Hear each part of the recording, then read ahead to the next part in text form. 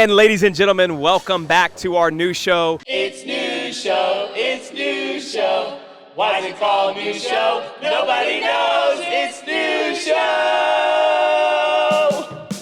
Mike McGoldrick, the best, the meatiest, the best lookingest coach on staff is going to demo this workout for us today. I'm going to put it in between the two of us here. It's going to be a 3-minute clock. And by the way, this is a retest for all those that have been in our online training program, TTT Compete. 3-minute clock. You're going to do 10 wall-facing handstand push-ups into 15 strict handstand push-ups into AMRAP kipping handstand push-ups in remaining time of that 3 minutes. Mike is going to do this. Before he does, he's going to talk strategy. What are you going to do today? All right, I want to do the wall-facing unbroken. They're a little bit more of a strength to me than regular strict handstand push-ups. So, you know, and plus having to like kind of kick up from a wall walk, I want to just get them done in one set and move on. And then I would rather take like a longer break before going into the 15 strict. Undecided yet, but I'm either going to do 8-7 or 6-5-4 on those, just so I can. I'm anticipating having like close to 2 minutes left in time to get kipping handstand push-ups in, and I think going to like true failure on the strict is going to eat into that a lot. So I want to pace it well to make sure I can keep the kipping really fast and just make sure I'm not blowing up too quick. And then on the kipping, is it just based on feel? Yeah, for sure. I'll probably stop like 2 reps before I feel like I'm starting to really grind out.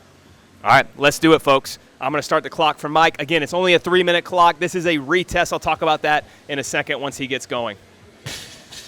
10 seconds on the clock. He's starting wall facing. We've got 5. Mike, you will begin in 3, 2, 1, and go. It's going to kick up, obviously get into position. We're using the standard of a 30-inch line, 10 inches away from the wall on all of these. For wall facing, it's really not that hard. I think the same thing for strict, but the kipping handstand push-up is pretty tough when you're doing the 10-inch away from the wall for most people because you're super tight, especially if you got longer arms. So I was 10 unbroken, super fast. He did it in like 12 seconds, a little over 1 second per rep. Now he's on to his strict handstand push-ups. Mike, for being a bigger athlete, has great handstand push-ups. I think his concern here is just making sure he doesn't blow up later into the kipping handstand push-ups. So breaking on the strict here for him is smart.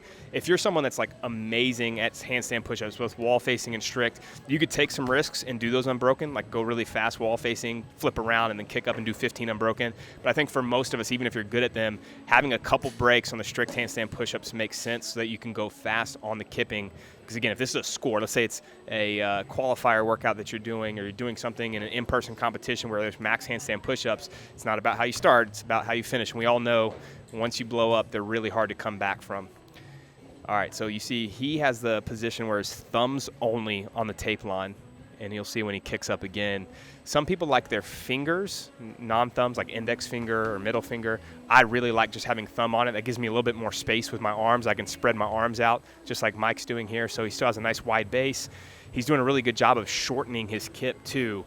For those that haven't done a ton of kipping handstand push-ups with this 10-inch line away from the wall, you can't do it like really full kip if you're longer or just a bigger athlete, maybe a bigger butt.